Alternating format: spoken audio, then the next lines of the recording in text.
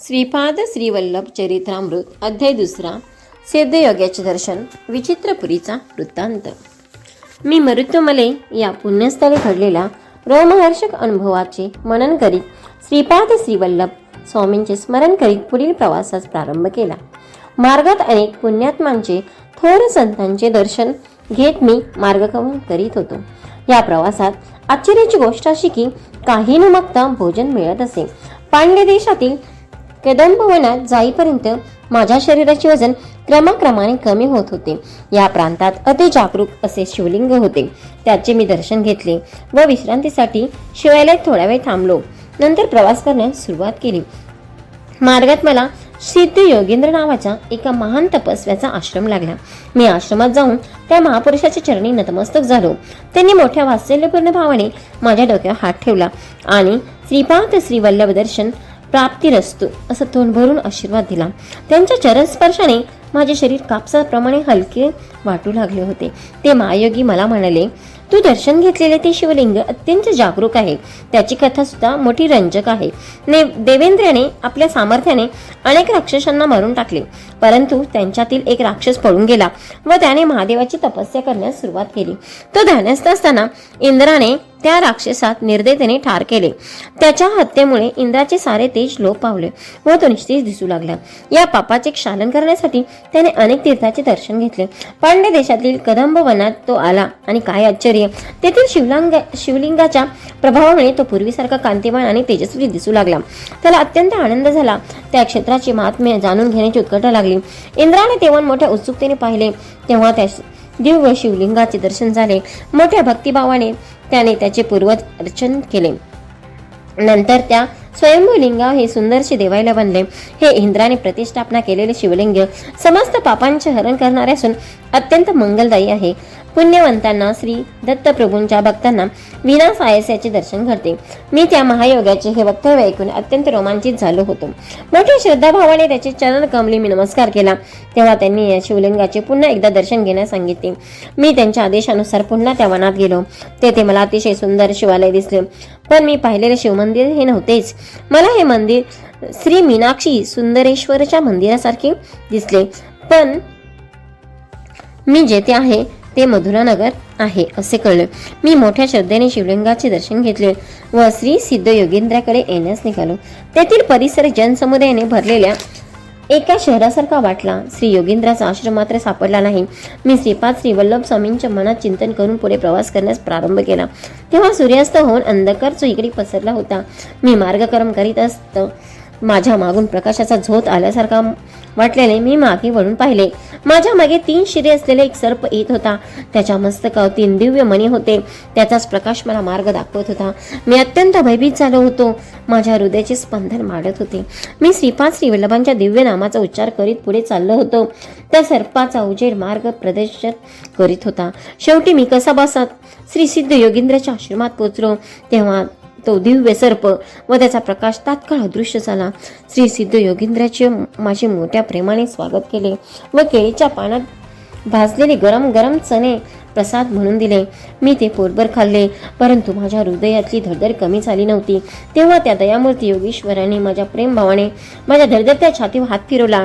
नंतर तो दिव्य हस्त माझ्या मस्तकावरून फिरवला व माझ्या डोळ्यांनाही प्रेम स्पर्श केला. त्या करुणमय स्पर्शाने माझ्या हृदयातील सारी धडपड पार पडून गेली. तसेच मनातल्या वाईट विचार, दुष्ट संकल्प बाहेर निघून जात असल्याचे जाणवले. हृदय एका अनामिक आनंदाने भरून गेले. श्री दत्त महिमा श्रीपाद श्रीवल्लभ स्वामींचा अनुग्रह संपादन करण्यास योग्यता. यावेळी सिद्धयोगी म्हणाले, तू अगोदर दर्शन घेतलेले शिवलिंग आणि त्यानंतर दर्शन घेतलेले श्री सुंदरेश्वराचे मंदिर ही 2 वेगवेगळी देवालये नाहीत. तुला अशा प्रकारचा अनुभव घडून आणावा अशी श्री दत्तात्रेयांची अनुज्ञा होती, म्हणून तुला अशी वेगवेगळी मंदिरे दाखवली. श्री दत्तांच्या कृपाप्रसादाने काळास मागे नेऊन देवेंद्रांनी प्रतिष्ठापना केलेली मूर्ती, त्यावेळीचा परिसर तुला दाखवला. तू पाहिलेली सारी सृष्टी असे समजणे हा एक मायेचा खेळच आहे. सर्व काही चैतन्य स्वरूप आहे. श्री दत्तप्रभूंच्या केवळ संकल्पानेच भविष्य वर्तमानात बदलू शकते. वर्तमान भूतकाळात व भूतकाळ वर्तमानात परावर्तित होऊ शकतो. भूतकाळातील घडलेल्या साऱ्या घटना वर्तमान काळात घडत असलेल्या आणि भविष्यकाळी घडणाऱ्या साऱ्या घटना श्री दत्तप्रभूंच्या संकल्पानुसार घडतात. एखादी गोष्ट घडणे न घडणे अथवा वेगळ्या प्रकारे घडण्यास श्री दत्तप्रभूंचा संकल्प कारणीभूत असतो. ज्या संकल्पाने सृष्टीची उत्पत्ती, स्थिती व लय होतो त्या महासंकल्पाचे प्रणेते प्रत्यक्ष श्री दत्तप्रभूच आहे. ते सगुण रूपात पिटिकापुरम या क्षेत्री श्रीपाद श्री वल्लभ या नावाने अवतरले आहे. तेथील लोकांनी त्यांचे सत्य स्वरूप जाणले नाही, परंतु कुरवपूर येथील मासे पकडणाऱ्या कोळी लोकांनी त्याच्यावर नितांत श्रद्धा ठेवली व अत्यल्प असून सुद्धा स्वामींच्या कृपाप्रसादाने भवसागर आनंदाने पार करून गेले. श्रीपाद श्रीवल्लभांची कृपा संपादन करण्यासाठी आपल्यातील अहंकार पूर्णपणे नाहीसा झाला. ज्यावेळेस आपले हृदय काम, क्रोध, लोभ, मोह, मद, मत्सर या शरीर मुक्त होऊन शुद्ध होईल, त्यावेळी स्वामींची कृपा होण्यास मुळीच विलंब लागणार नाही. देवेंद्राने प्रतिष्ठापित केलेले ते शिवलिंग धनंजय नावाच्या एका व्यापाऱ्याने पाहिले.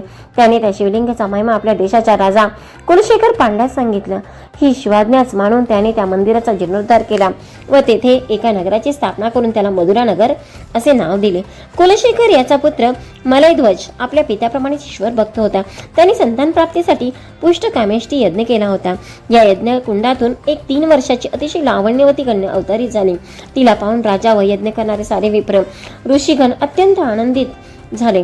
ही कन्या म्हणजे मीनाक्षी देवी. तिचा विवाह पुढे सुंदरेश्वराबरोबर झाला. या विवाहात प्रत्यक्ष भगवान विष्णूंनी कन्यादान केले होते. लग्न सोहळा अत्यंत थाटामाटात साजरा झाला होता. शिवाच्या जटेमधून निघालेले वेगवती नदी मधुरा नगरीतून वाहत आली होती व तिच्या परिसरात प्रदेश अत्यंत सुपीक होऊन निसर्गरम्य झाला होता. श्री सिद्ध योगींद्र पुढे म्हणाले, अरे बाबा, सृष्टीमध्ये प्रत्येक वस्तूमध्ये स्पंदन होत असते. भिन्न भिन्न प्रकारच्या स्पंदनामुळे व्यक्तीमध्ये आकर्षण तर काही मध्ये विकर्षण होते. पुण्य कर्म, उद्यम, आचार आणि विचाराने स्थूल, सूक्ष्म आणि कारण देहात पुण्यरूपी प्रकंपन होते. पाप कर्माने पापरूपी प्रकंपन होते. मनुष्याच्या पुण्याने पुण्यशील व्यक्तीच्या संग अर्थात सत्संगाची प्राप्ती होते. पुण्यस्थळाचे दर्शन करते. पुण्यकर्मात आसक्ती वाढून पुण्याचे वृद्धी होत जाते व पापाचा नाश होतो. या सर्वांचे फलस्वरूप म्हणून श्री दत्तप्रभूंवर भक्ती जडते.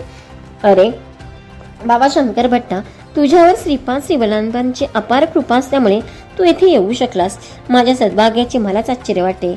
श्रीपाद वल्लभांच्या दर्शनाची तळमळ दरक्षणी वाढत होती. केव्हा एकदा कुरोपरी जाऊन तिच्या श्रींच्या चरणी नतमस्तक होईल असे झाले होते. अशा स्थितीत मला निद्रा लागली होती. दुसऱ्या दिवशी सकाळी उठलो तर आश्चर्याचा धक्काच बसला. मी का उंचच्या टेकडीवरील पिंपळाच्या झाडाखाली होतो. जवळपास कोणीही माणसे नव्हती. मी रात्री त्या सिद्ध योगींद्राच्या आश्रमात राहिलो होतो. तो आश्रम दिसत नव्हता. मला वाटले रात्रभर ज्या आश्रमात राहिलो श्री सिद्धयोगीच्या वचनामृत आस्वाद घेतला तो एक भ्रम होता काय, असे नाना विकल्प मनात येऊ लागले. तेव्हा मी आपले सामान आवरून पुन्हा प्रवास करण्यास सुरुवात केली. सकाळी निघालेले. दुपार झाली तरी चालतच होतो. थोड्याच वेळात एक लहानसे गाव दिसले. मला अत्यंत भूक लागली होती. मी ब्राह्मणांच्या शिवाय इतर कोणाच्या घरी अन्न ग्रहण करीत नसे. त्या गावात एकही ब्राह्मण नव्हता. ते गिरिजन लोकांचे गाव होते. त्यांचा मुख्य माझ्याजवळ आला व म्हणाला, आमच्या गावात कोणीही ब्राह्मण नाही. आम्ही तुला फळे व मध देतो. त्याप्रमाणे त्या वृद्ध गृहस्थाने मला फळे व मध आणून दिले. मी ते खाणार एवढ्यात एक कावळा उडत आला आणि माझ्या डोक्यावर येऊन बसला व चोचीने डोक्याला इजा करू लागला. मी त्याला हकलण्याचा खूप प्रयत्न केले, परंतु व्यर्थ गेले. तेवढ्यात बाजूला असलेल्या झाडावरून एकदम 4-5 कावळे आले. ते माझ्या हातावर खांद्यावर बसून चोचीने हातापायला जखमा करू लागले. मी तेथून फळे मध टाकून पळालो. तर वृद्ध गृहस्थ म्हणत होता, मी कोणा सिद्ध पुरुषाची निंदा केली असेल त्यामुळेच हा कावळ्यांचा त्रास भोगावा लागला. मला आठवले, मी सिद्ध योगेंद्राबद्दल मनात शंका घेतली होती. त्यांच्या अपराधाची ही शिक्षा होती. माझे शरीर रक्तबंबाळ झाले होते. मी पळत होतो. कावळे पाठलाग करीतच होते. मी श्रीपाद श्रीवल्लभांची मनोमन प्रार्थना केली. या संकटातून सुटका करण्याची विनंती केली. तेव्हा मला समोर एक औदुंबराचे झाड दिसले. मी त्या झाडाखाली विश्रांतीसाठी बसलो. त्यावेळी मला जाणवले की माझ्या शरीरातून एक प्रकारचा दुर्गंध येत आहे. त्या वासामुळे जवळपास असलेले वारुळातले सर्प बाहेर आले आणि दंश करण्यास सुरुवात केली. त्यांच्या त्या विषाने मी मृतपाय झालो होतो. तोंडातून पेस येत होता. हृदयाचे ठोके मंदगतीने चालले होते किंवा मृत्यू येईल सांगता येत नव्हते. सायंकाळ झाली होती. धोबी कपडे धुवून वाळून कपड्याचे गाठोडे गाढवावर ठेवून तो घरी जात होता. माझी स्थिती पाहून त्यांना दया आली. त्यांनी मला एका गाढवा बसवले आणि त्यांच्या गावातील चर्मवैद्याकडे घेऊन गेले. या वैद्याने मनातील काही मुळांचा रस मला काढून पिण्यास दिला. सर्पदोष झालेल्या जागेवर थोडी पाने बांधली. पिंपळाच्या कोवळ्या पानांचा रस काढून तो जखमेला लावला. माझ्या दोन्ही कानात पिंपळाच्या पानाचे देठ ठेवले होते. वीज जसे पिंपळाच्या पानात उतरू लागले तशा माझ्या वेदना असह्य हो मी ओरडू लागलो. विष पूर्ण उतरून गेल्यावर मला बरं वाटले. मी वैद्यांच्या घरी काढली. तो वैद्य दत्तप्रभूंचा भक्त होता. तो रात्रीच्या वेळी आपल्या कुटुंबियांसह मधुर आवाजात दत्तप्रभूंचे भजन गात होता. मी पलंगावर नेसलो होतो. त्यांच्या त्या रसभरीत कीर्तन गायनाने माझे हृदय श्री दत्तप्रभूंच्या अनुकंपेने भरून आले होते. त्या वैद्याने केलेल्या उपचाराने मी पूर्ण बरा झालो होतो. त्यांचे हे उपकार कसे फेडावे हे मला समजत नव्हते. भजन संपून तो वैद्य माझ्याकडे आला. त्याचे नेत्र करुणासाची जणू वर्षाच करीत होते. शंकरपट्ट्याला चर्मकारांचा उपदेश. तो म्हणाला, माझे नाव वल्लभदास आहे. मी चर्मकारांचा वैद्य आहे. मी नीच जातीचा असलो तरी मी जाणतो की तुम्ही श्रीपाद श्रीवल्लभांच्या दर्शनासाठी निघाला आहात. तुम्हाला कावळ्यांकडून त्रास झाला व सर्पदंश का झाला ते सुद्धा मला माहीत आहे. आपले नाव शंकरभट्ट आहे मी जाणतो. त्याच्या या अचूक वक्तव्याने मी अवाक झालो. मला वाटले मी त्या वैद्यात ज्योतिषशास्त्राचे ज्ञान असावे. हा विचार मनात येताच वल्लभदास म्हणाला, मी ज्योतिषी नाहीये. श्री पिटिकापुरम म्हणजेच पंडिताचे माहेरघर. सागर वेदार्थम सम्राट अशी पदवी मिळालेली श्री मल्लादी बापणावधनुलू यांनी सुद्धा या पुण्यभूमीत निवास केला होता. परंतु हे प्रगाढ वेदज्ञान असलेले पंडित अहंकारामुळे श्रीपाद श्रीवल्लभांचे खरे स्वरूप जाणू शकले नाही. शुष्क वेदांत अर्थहीन तर्कवितर्क करणारे पंडित श्रीपाद श्रीवल्लभांच्या कृपेस पात्र होऊ शकले नाही. तुला टोचून जखमा करणारे कावळे हे पूर्वजन्मीचे पिटिकापुरम येथील महाअहंकारी पंडितच होते. त्यांनी आपले जीवन श्रीपाद श्रीवल्लभांचे महात्म्य न जाणता आपल्या ज्ञानाच्या अहंकारातच व्यर्थ घालवले. ते मृत्यूनंतरही स्वर्गलोकास गेले. तेथे इंद्राने त्यांना वेद पंडित घनपाटी म्हणून सत्कार केला. परंतु जेव्हा त्यांना भूक लागली व जीव भुकीने व्याकुळ झाला तेव्हा त्यांना खाण्यासाठी कोणीच काही दिले नाही. इंद्र म्हणाला, तुम्ही पृथ्वीवर असताना दानधर्म केला असता तर एका दाण्यासाठी 1000 दाणे आमच्याकडून मिळाले असते. परंतु तुम्ही कोणालाही काही दान दिले नाही तेव्हा तुम्हास काही देऊ शकत नाही. तुम्ही या लोकात स्वच्छेने किती काळ राहू शकता. परंतु अन्न पाण्या वाचून इतर स्वर्गसुखी खरोखर शिक्षेसारखी होती. इंद्र पुढे म्हणाला, हे पंडितांनो, तुम्ही पादगयेसारख्या पवित्र स्थळी राहून सुद्धा श्रद्धा भक्तिनिष्ठेने आपल्या पित्रांना पिंडदान केले नाही. आईवडिलांचा योग्य तो सन्मान न करता त्यांच्या औषध पाण्यासाठी एवढा खर्च झाला असे कृतज्ञपणे उद्गार तुम्ही वारंवार काढले. श्रीपाद श्रीवल्लभांना दत्तप्रभूंचे अवतार न मानण्या एवढे तुम्ही अंध झालात. श्रीपाद श्रीवल्लभांच्या नामस्मरणाने पवित्र झालेल्या भक्ताचे रक्तन प्राशन केल्यावरच तुम्हाला उत्तम गती मिळावे. श्री वल्लभदास सारी कहाणी सांगत होता. तो म्हणाला, शंकरभट्टा, हे कावळे ते सर्प पूर्वजनेचे अहंकारी पंडित होते. त्यांनी तुझे रक्त चाकले आणि उत्तम गतीस प्राप्त झाले. वल्लभदास पुढे म्हणाला, ब्राह्मण सत्यनिष्ठ असावा, क्षत्रिय धर्मबद्ध असावा, वैश्यानी व्यवसाय व्यापार गायीचे रक्षण क्रय विक्रय आदी व्यवहार करावे, शूद्राने प्रेमस्वरूप राहून सेवा करावी.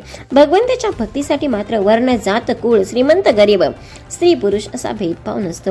भगवंत भक्ताचा केवळ प्रेमभाव श्रद्धा दृढ विश्वास पाहतो. मानव कोणत्याही वर्णात जन्मला तरी त्याने स्वधर्मानुसार कर्म करावे. वल्लभदास पुढे म्हणाला, तू लहान असताना विष्णुमूर्तीचे 10 श्लोकाचे पठण करीत होतास. त्यावेळी तू विनोदाने एका श्लोकाचा चुकीचा अर्थ आपल्या मित्रांना सांगितला होतास. तो श्लोक असा होता, शुक्लांबरधर विष्णू शशिवर्ण चतुर्भुजम प्रसन्न वदन ध्यायेत सर्व विघ्नोपशाते. याचा विनोदाने केलेला अर्थ श्री दत्तप्रभूंना आवडला नाही. त्याची शिक्षा म्हणून तुला धोबी लोकांनी गाढवावर बसून आणले. शेवटी चर्मकाराच्या गावात पोहोचले. तुझी अशी दुर्गती करण्यामागे श्रीपाद श्रीवल्लभांचा विनोदाबरोबरच तुला काही पाठ शिकवून तुझ्यातील अहंकार दूर करण्याचा मानस होता. त्या दयाघन श्री गुरु श्रीपाद श्रीवल्लभांचा प्रत्यक्षाने आपल्या दृष्टी असते. ही गोष्ट ध्यानात असू दे. श्री वल्लभदासांच्या हितोपदेशाने कृतकृत झालो. माझ्यातील ब्राह्मण असल्याचा अहंकार नाहीसा झाला.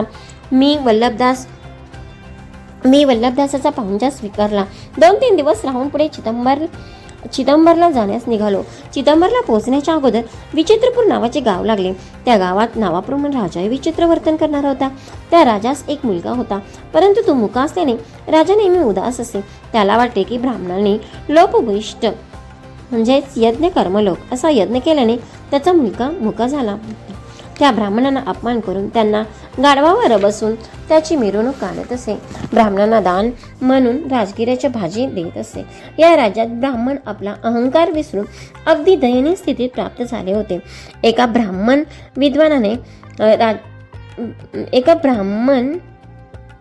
एका विद्वान ब्राह्मणास राजाने मूकभाषेवर ग्रंथ लिहिण्यास आज्ञा केली. त्या राजज्ञेनुसार ते राजगुरू ब्राह्मण मूकभाषेवर संशोधन करू लागले. शंकर भट्ट आणि राजे महाराजचा संवाद. राजांच्या सैनिकांनी मला आपण ब्राह्मण आहात का असा प्रश्न विचारला. मी होकारार्थी मान हलवतच आपणास आपल्या महाराजांच्या आग्रहाचे निमंत्रण आहे असे म्हणून राजवाड्यात येण्याची विनंती केली. मी त्यांच्याबरोबर राजासमोर उभा राहिलो. मला भीतीने घाम फुटला होता. मी तेव्हा मनोमन श्री श्रीपाद वल्लभांची प्रार्थना केली व नामस्मरण करू लागलो. राजाने पहिला प्रश्न विचारला, एवढे तर एवढ्याला किती होईल? मी गंभीरपणे उत्तर दिले, एवढ्याला एवढेच.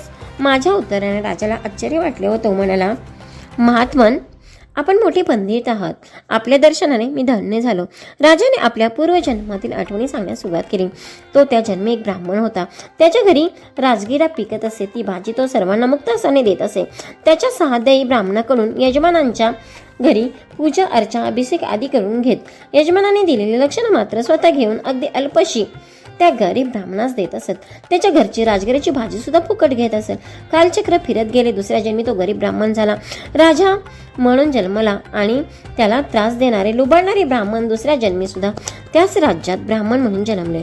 तो राजा पूर्वीच्या जन्मी दिलेल्या राजगिरीच्या भाजीला दानाच्या कैक पट या जन्मात दान देत होता. त्याला आचार दानाचे फळ काय मिळेल याचं उत्तर हवे होते. मी राजाला म्हणालो, महाराज, राजगिरीची भाजी कितीही दान केली तरी तिच्या 100 पटीने तीच भाजी आपल्याला मिळेल. सध्याच्या परिस्थितीत रत्न, मणी, सोने आदी दान करणे तुझ्या हिताचे आहे. माझ्या उत्तराने राजास आनंद झाला. आता दुसरा प्रश्न मूक भाषेचा होता. राजगुरूने माझी परीक्षा घेण्यासाठी आपली 2 बोटे दाखवून 1 का 2 असे खुणेनेच विचारले. त्यांनी मला एकटाच आलास का सोबत कोणी आहे असा प्रश्न वाटून मी एकटाच आलो असे दर्शवण्यास एक बोट दाखवून खुणेने उत्तर दिले. त्यानंतर त्यांनी बोटे दाखवली. 3 संख्या पाहताच मला दत्तांची दैवृत्ती आठवली. तुम्ही भक्त आहात का असा प्रश्न वाटला. मी भक्ती ही गुप्त असावी असे जाणून हाताची मूठ बंद करून दाखवली व भक्ती हा विषय अंतरंगाचा आहे असे सांगितले. नंतर राजगुरूंनी गोड पदार्थाचा मिठाईचा भंडारच मला देत असल्याची खूण म्हणून तसे हातवारे केले. परंतु मी त्या हाताने ते नाकारले. माझ्याजवळ असलेले पोहे पुरचुंडीतून काढून त्यांना दिले. मला गोड पदार्थापेक्षा पोहे जास्त आवडतात. तुम्ही सुद्धा याची चव पाहू शकता असा माझा भाव होता. माझ्या उत्तराने राजगुरू अतिप्रसन्न झाले आणि राजास म्हणाले, राजा हा फार मोठा पंडित आहे. या मुक्याच्या भाषेत सुद्धा मोठा पंडित आहे. 2 परीक्षांमध्ये तर मी सफल झालो होतो. आता 3री परीक्षा डोळ्यामुळे भेट झाली होती. राजगुरूंनी सांगितले, चमकमध्ये श्लोक वाचून त्याचा अर्थ सांगावा.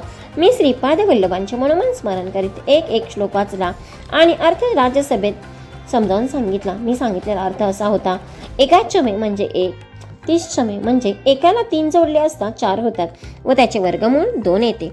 पंचचमे म्हणजे 4त 5 मिळवल्यास 9 होतात, त्याचे वर्गमूळ 3 येते. सप्तचमे वर आलेल्या 9 मध्ये 7 मिसळल्यास 16 येतात व त्याचा वर्गमूळ 4 येतो. नवचमे म्हणजेच वरील 16 संख्येत 9 मिसळले असता 25 येतात व त्याचा वर्गमूळ 5 येतो. एकादश चमे म्हणजेच वरील 25 मध्ये 11 मिसळल्यास 36 येतात आणि त्याचा वर्गमूळ 6 येतो. त्रयोदश चमे म्हणजेच वरील 36 संख्येत 13 मिसळल्यास 49 येतात व त्याचे वर्गमूळ 7. पंचदश चमे म्हणजेच वरील 49 संख्येत 15 मिळवले असता 64 होतात व त्याचे वर्गमूळ 8 येते. सप्तदश चमे याचा अर्थ वरील 64 संख्येत 17 मिळवले असता येणारी संख्या 81 आणि त्याचे वर्गमूळ 9. नवदश चमे म्हणजेच वरील 81 संख्येत 19 मिळवले असता 100 होतात आणि त्याचे वर्गमूळ येते 10. एकविंशतिशमे म्हणजे 100 या संख्येत 21 मिळवल्यास संख्या 121 येते व त्याचे वर्गमूळ येते 11. त्रयोविंशतमे वरील 121 संख्येमध्ये 23 मिळवले असता 144 होतात, त्याचे वर्गमूळ येते 12. पंचविंशतमे म्हणजे याचा अर्थ की 144 संख्येत 25 मिळवले असता 169 होतात व त्याचे वर्गमूळ येते 13.